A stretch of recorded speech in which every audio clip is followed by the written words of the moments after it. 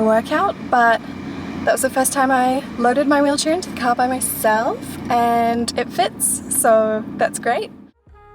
Final loser plate. Sorry, learner plate.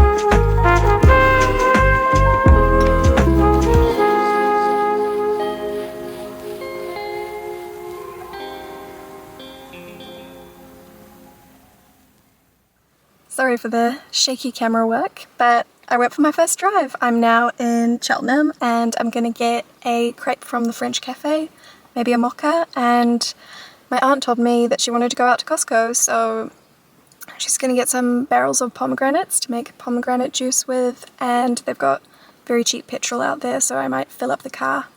And I'm going to meet her in Wairau Park. Pukutakawas are blooming. It's a type of tree we have here in New Zealand, and apparently if they flower early, it's a sign that it's going to be a long, warm summer. I'm ready for it. I'm so happy to be getting this independence, but it's been like a lot. There was like some nervousness in the build-up towards the driving test yesterday, and then I passed and I was so relieved and happy.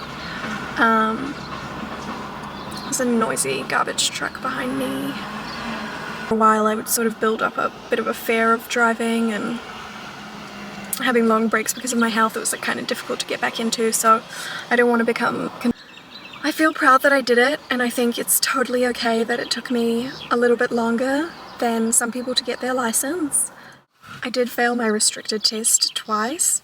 The first time I sat it like straight away as soon as I could after the theory test, and I took the theory test when I was like bang on 16.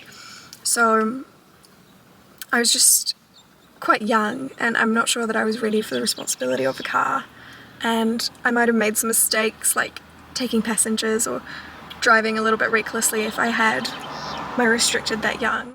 Also, I didn't realize I needed glasses at that point, so I was practice driving without like being able to see necessarily everything very clearly. Like I could see like outlines and I could see what things were and where they were coming from, but some road signs and certain things, like I didn't have like a crisp, clear view of them, so I'm not sure if that impacted it much, but I think it was much better that I sat my test again and practiced driving when I had like glasses and I could see properly, and I was like a little bit older and more responsible, and all my friends now have their restricted, so I'm not really gonna have to be pressured into like driving anyone else around, and if they do want to be a passenger in my car. Like I also have some anxiety issues,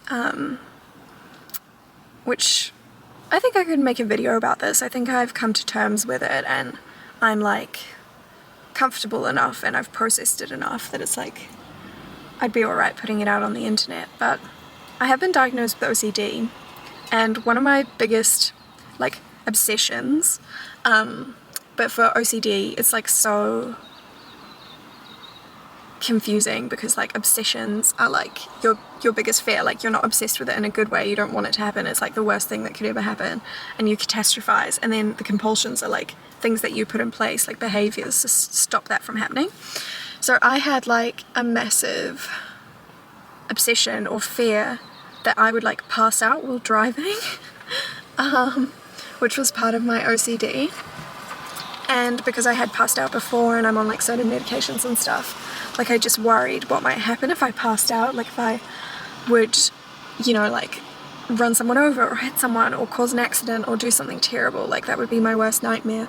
And the thing about OCD is it's not a reflection of you as a person. It's not like, oh, I'm scared that would happen because I'm such a reckless driver. It's like, no, I really, really value and want to be a responsible driver, and that's why that thought is so scary to me, that something would be out of my control and happen and I would cause like harm to someone. That's something that I've had to work through, because basically the compulsion for that was just like not driving much or avoiding driving. I've just had to slowly build up like being in the car, like sitting in the driver's seat, doing like short drives, doing more longer distance drives, and then when I've done it more regularly and built up some experience, it's not so scary to me anymore because I'm doing it and I can see like I'm in control, I feel good.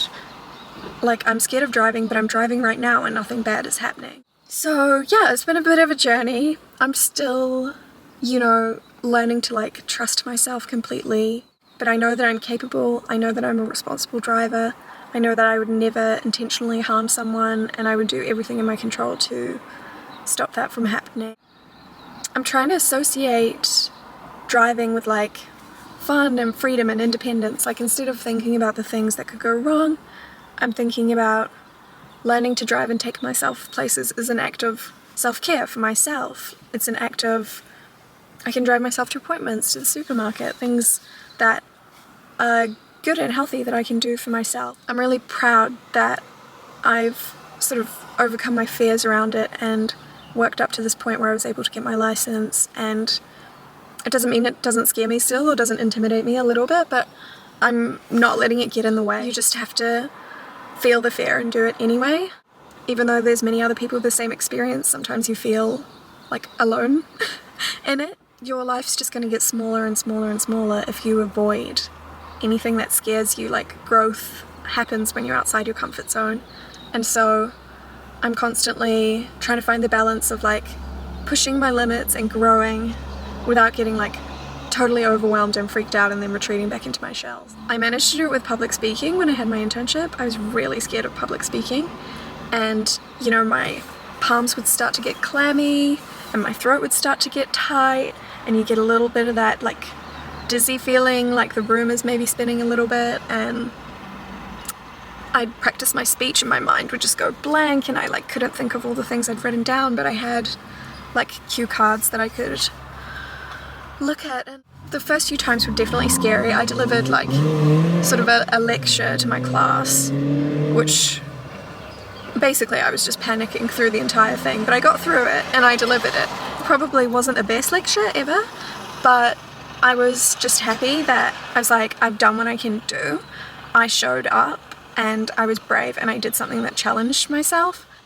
Then I just kept on doing that and kept on doing public talks, kept on speaking in front of people at the gallery, kept on striking up conversations with people that I might have been intimidated to talk to about art or different things. And the more I did my art talks at the museum I had an internship at, the more I could see that people were interested in what I had to say and they wanted to learn, and there was a reason that they were there and they came to my talk, and I started to feel more capable and sure of myself and that this was something that I could do. It's not smooth by any means, like you're going to make mistakes, you're going to forget, but I realized, you know, like no one necessarily knows if you missed a sentence in your speech or whatever. I've struggled a little bit with what to share, like what's too personal, what am I comfortable with, what could be useful and helpful to other people.